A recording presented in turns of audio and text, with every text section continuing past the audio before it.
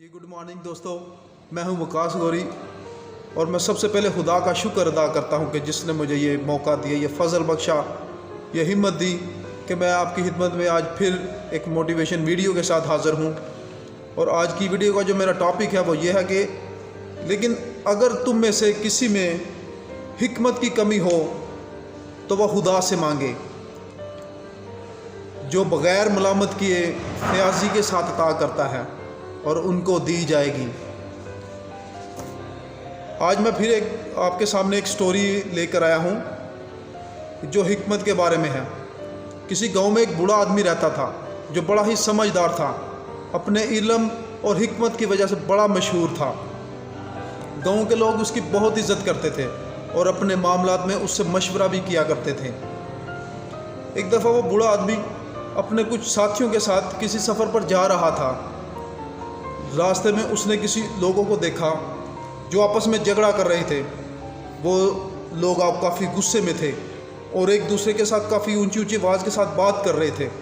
बूढ़ा आदमी उन्हें देखकर रुक गया। उसने मुड़कर अपने साथियों की तरफ देखा और मुस्कुराते हुए पूछा, लोग जब गुस्से में होते हैं तो शाउट क्यों करते हैं? एक दूसरे के साथ ऊंची आवाज़ में या चीख कर ऊंची आवाज़ में बात क्यों करते हैं? वो चूँकि गुस्से में होते हैं इसलिए अपने आप पर काबू नहीं रहता और वो ज़ोर ज़ोर से चीखने लगते हैं, शाउट करने लगते हैं। साथियों ने जवाब दिया, लेकिन मेरा ये सवाल है कि जब वो पास खड़े होते हैं, एक दूसरे के बिल्कुल करीब होते हैं, वो आराम से एक दूसरे की बात सुन सकते हैं, तो फिर वो इतना ज़ोर से, इतना चीख कर, इतनी ऊंची आवाज़ में क्यों बोलते हैं? साथियों ने बूढ़े आदमी से पूछा कि आप ही बताएं इसकी क्या वजह हो सकती है। बूढ़े आदमी ने जवाब दिया कि जब दो लोग एक दूसरे से नाराज़ होते हैं, एक दूसरे से झगड़ा करते हैं, एक दूसरे के खिलाफ बातें करते हैं, तो उनके दिलों में फासला आ जाता है। वो खुद तो एक दूसरे के करीब होते हैं लेकिन उनके दिल एक दूसरे से बहुत दूर चले जाते हैं, एक दूसरे से बहुत फासले पर चले जाते हैं। दिलों में फासले होने की वजह से उन्हें लगता है कि वो एक दूसरे के बहुत दूर खड़े हैं और उसी फासले को कवर करने के लिए उन्हें शाउट करनी पड़ती है, उन्हें ऊंची आवाज़ में बात करनी पड़ती है।